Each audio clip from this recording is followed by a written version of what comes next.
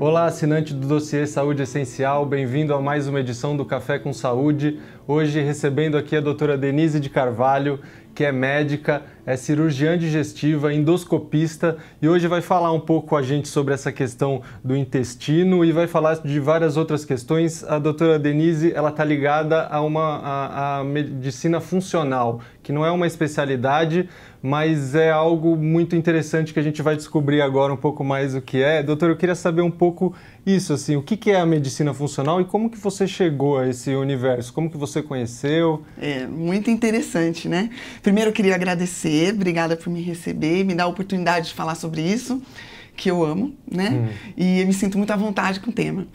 E realmente, eu tive uma formação super catedrática e super engessadinha, né? Como a maioria de nós médicos. Então, eu me formei na PUC de Campinas, em 1998. E tive uma trajetória, assim, trato digestivo. Durante a faculdade, eu fui monitora de cirurgia digestiva, sempre gostei dessa área.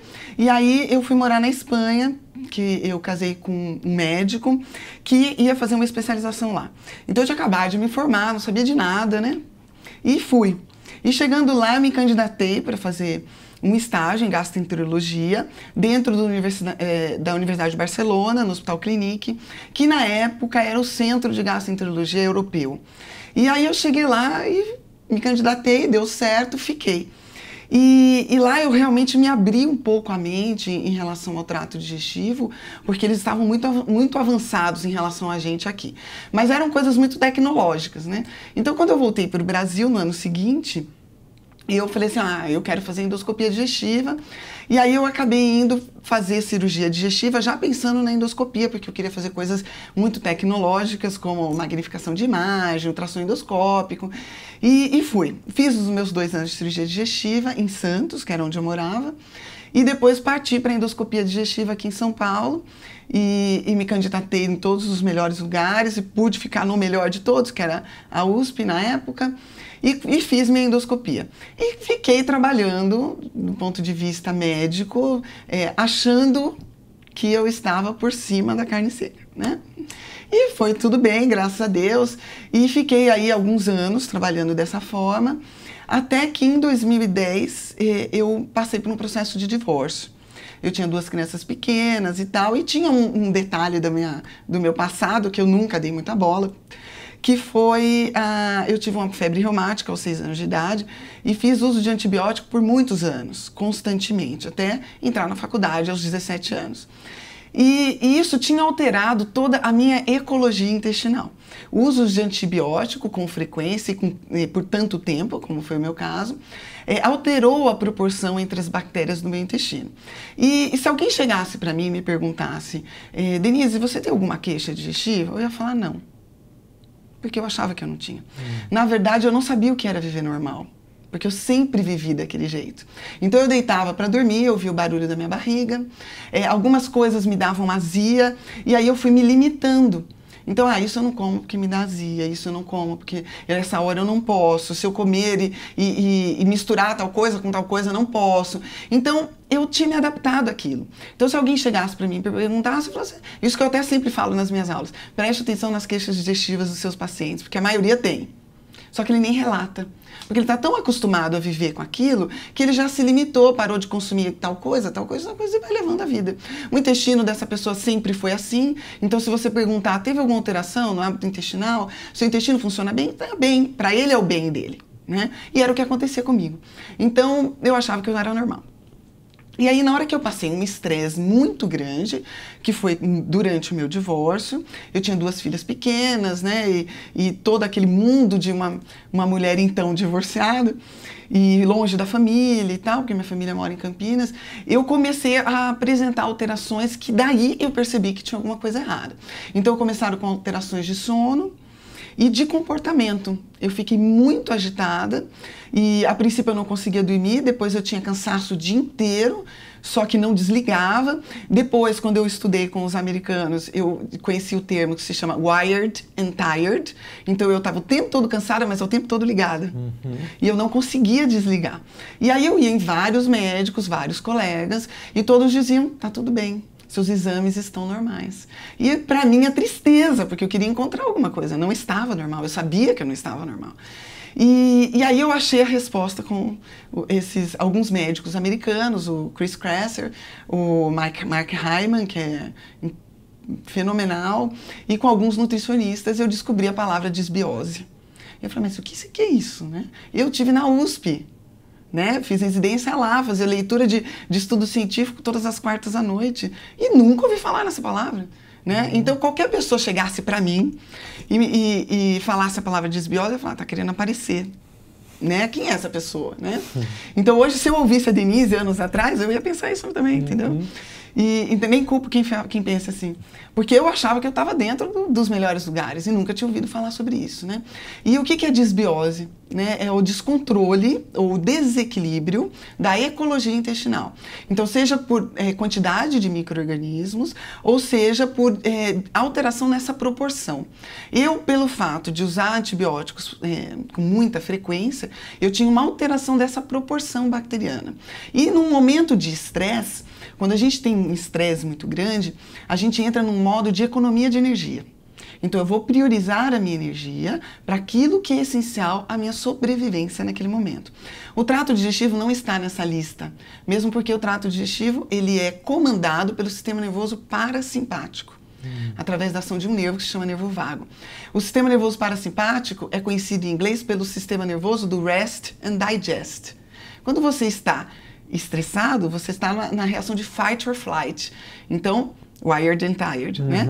Então, eu estou muito agitado e estou tentando sobreviver.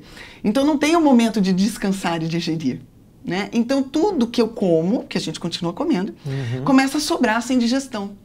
E isso que sobra sem digestão, eu já tinha uma alteração na proporção bacteriana, ele sobrou sem digestão para mim, mas a microbiota usou. E aí, quando ela tem alimento a mais, ela cresce. Né? A mesma coisa você pegar um kefir, né? Que é um probiótico, né? Uma colônia. Se você começar a colocar açúcar ou leite, depende do kefir, em uma semana ele dobra de tamanho. Acontece isso dentro de você, tá? E foi o que aconteceu comigo. Então, minha barriga ficava grande, muito barulho, alteração de sono, de comportamento e muita agitação. Eu sempre fui muito focada.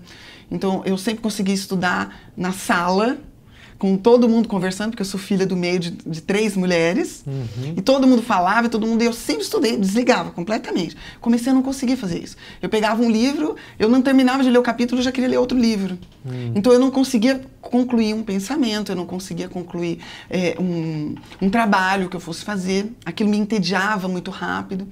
E isso tem a ver com a disbiose, né? A gente tem uma série de micro-organismos lá e quando eles usam o nosso alimento, né, como alimento para eles, eles fermentam, né, que é o processo de alimentação deles, é o processo de fermentação, e esse processo gera uma série de substâncias que são resultantes desse metabolismo bacteriano e a gente absorve.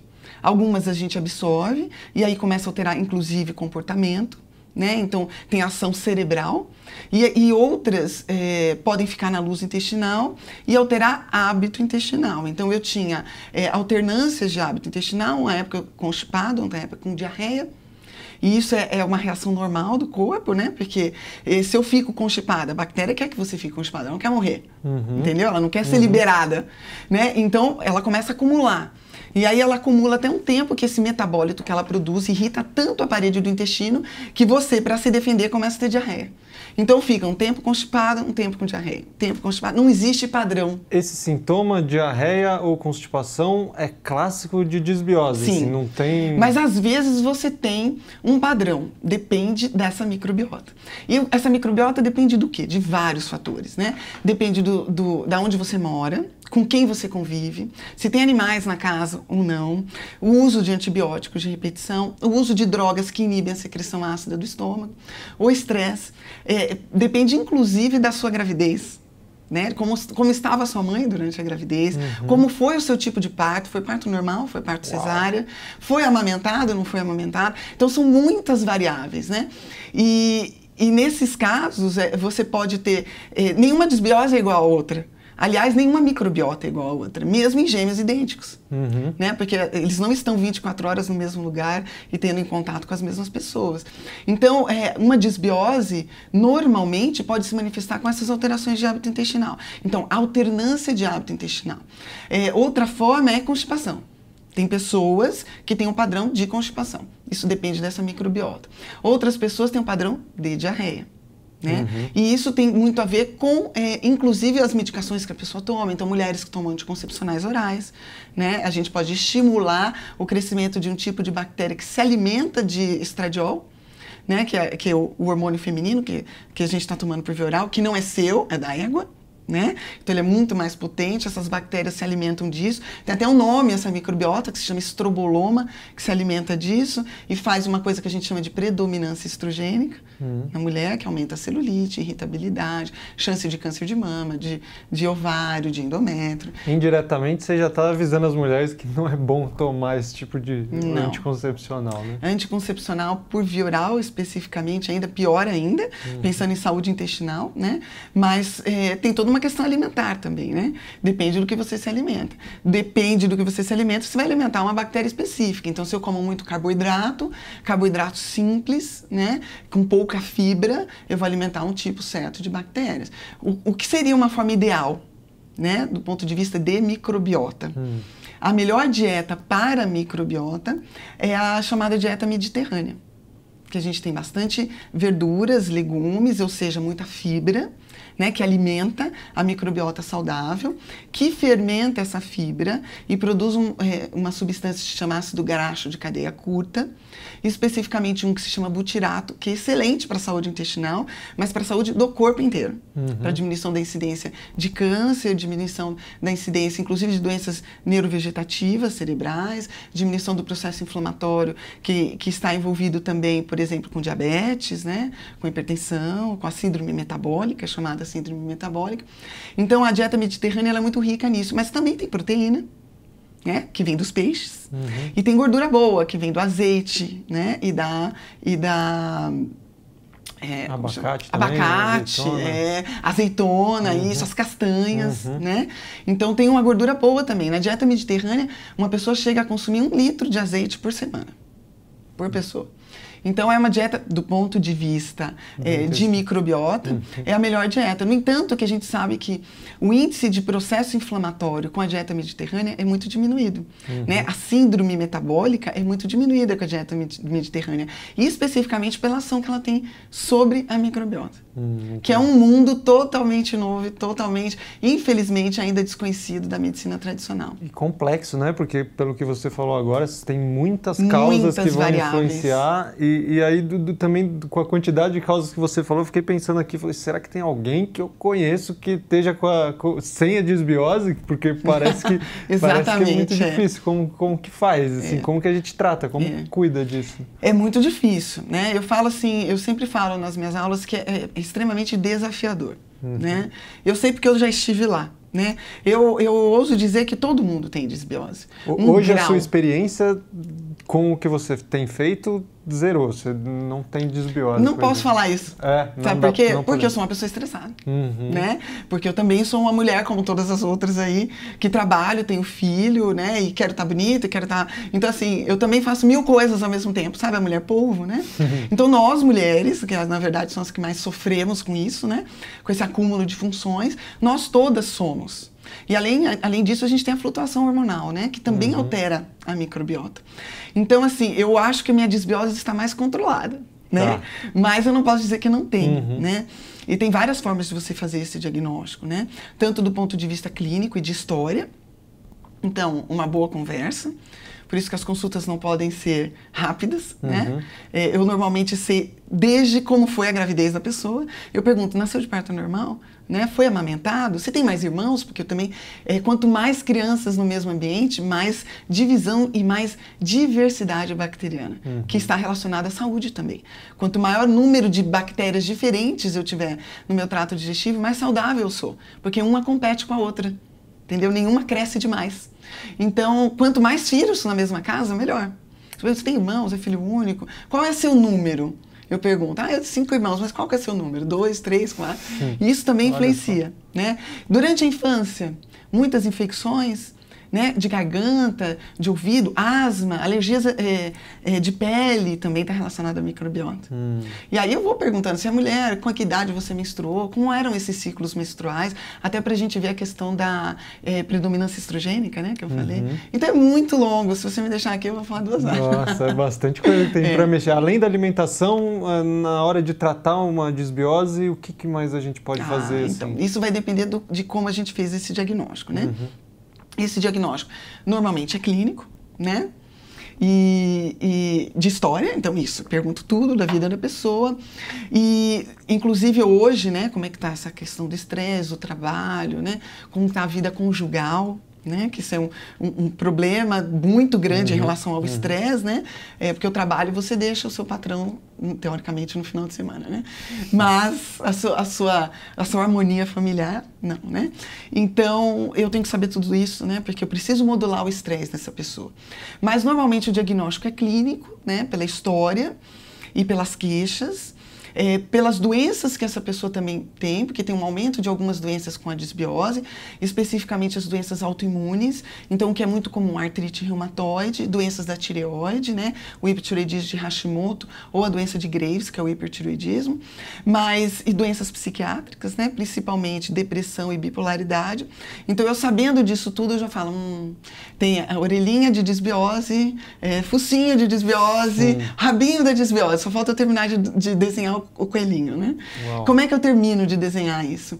Existem alguns exames, então eu peço alguns exames que me mostram essa carga inflamatória da pessoa e um exame de fezes. E eu posso fazer análise da microbiota, então existem exames que a gente faz hoje para identificar como está essa microbiota. E eu faço um exame que se chama, eu peço, né? Um exame que se chama exame coprológico funcional, porque aí eu vejo o status funcional do trato digestivo. O que está sendo digerido, o que está sobrando, e isso que está sobrando, como está sendo fermentado. Essa é a entrada. Dali para frente a gente vai tratar. Isso bem individualizado, né? A alimentação foi o que você falou, né? A primeira coisa. E depois tem muito... Eu basicamente trabalho só com fitoterapia. Então a gente tem mais ou menos, aí eu tenho um arsenal de entre 10 e 15 fitoterápicos que eu posso usar, diferentes. E depende do que eu encontrar no coprológico funcional e na história dessa pessoa. Quanto mais disbiótica essa pessoa for, mais lento tem que ser o processo de tratamento, porque toda vez que eu mato uma microbiota, ela libera material que é muito tóxico, isso sobrecarrega o fígado, a pessoa tem uma reação que a gente chama de reação de die-off, então ela pode ter muito enjoo, alteração de comportamento, de sono, e pode fazer ela abandonar o tratamento. Então, quanto mais disbiótica, mais lento, né, para que essa reação seja mais controlada. E depois, dali para frente, a gente faz normalmente um repovoamento intestinal. Então, normalmente com probióticos. Não só probióticos manipulados, medicação, mas existem os alimentos probióticos, que são os fermentados. Que você falou. O kefir, o kombucha, né, que é o chá fermentado.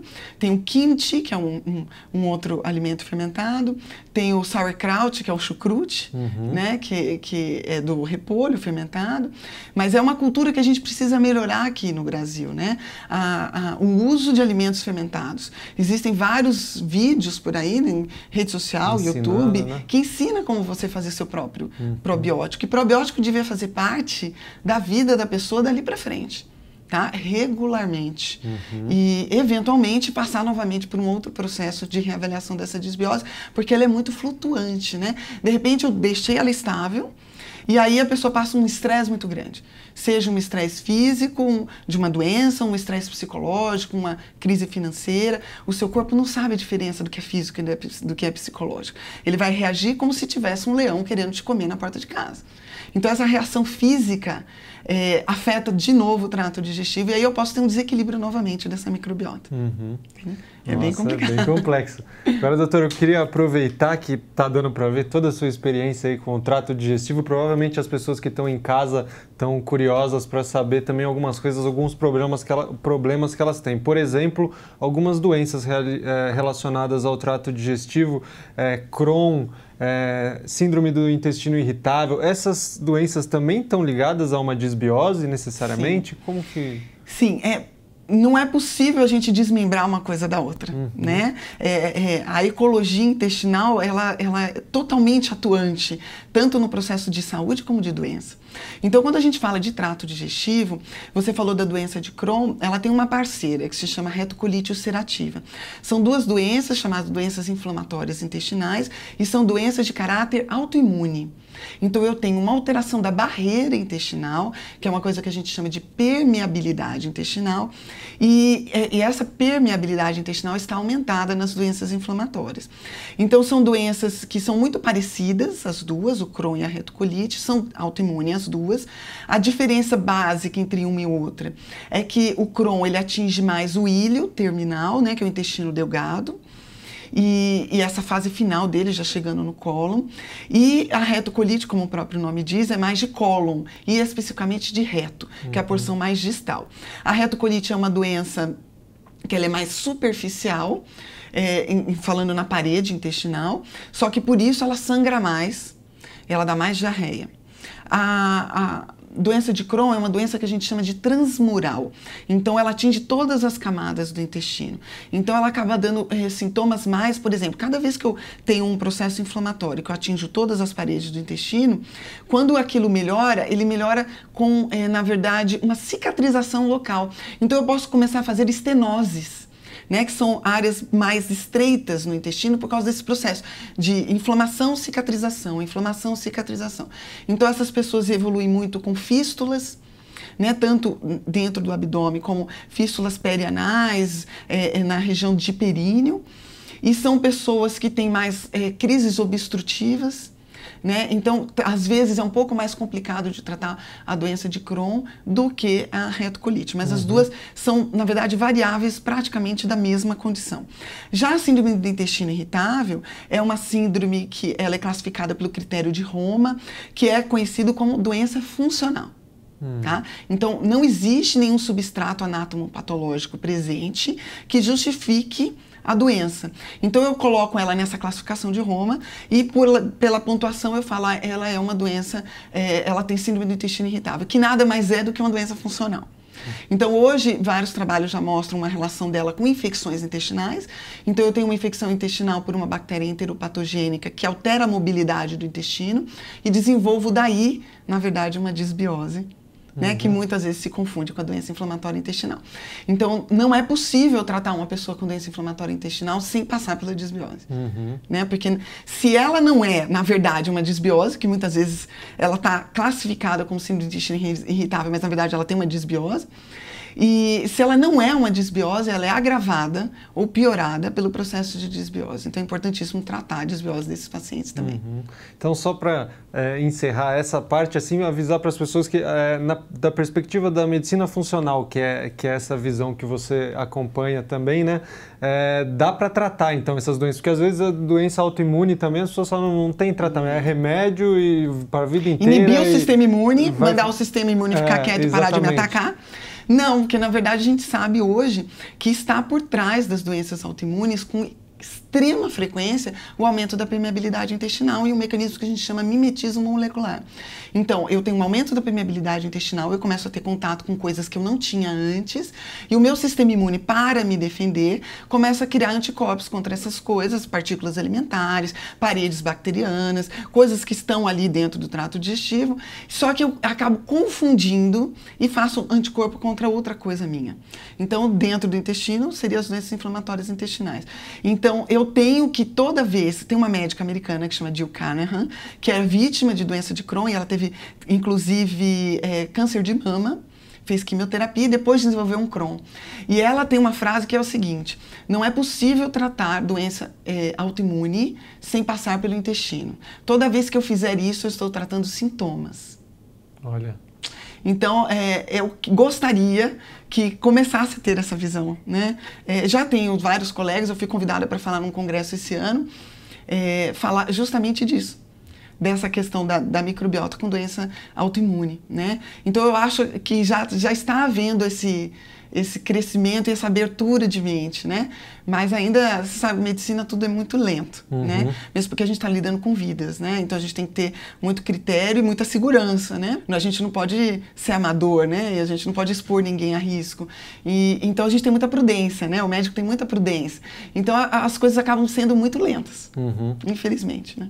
Mas fica aí como mais uma possibilidade para as pessoas que estão lidando, sofrendo com isso, de que sim, há saída, como a doutora Denise está contando aqui, e é isso, tem que investigar, procurar, e a medicina funcional é um caminho que vocês podem testar aí. Bom, doutora, quero te agradecer muito, a gente já passou do nosso tempo aqui hoje, mas foi só uma introdução, né? Acho que o assunto mal começamos, então esperamos que a gente possa conversar outras vezes e trazer mais informações para os nossos assinantes. Muito obrigado. Eu que agradeço. Obrigado, assinante. Nos vemos na próxima. Um abraço.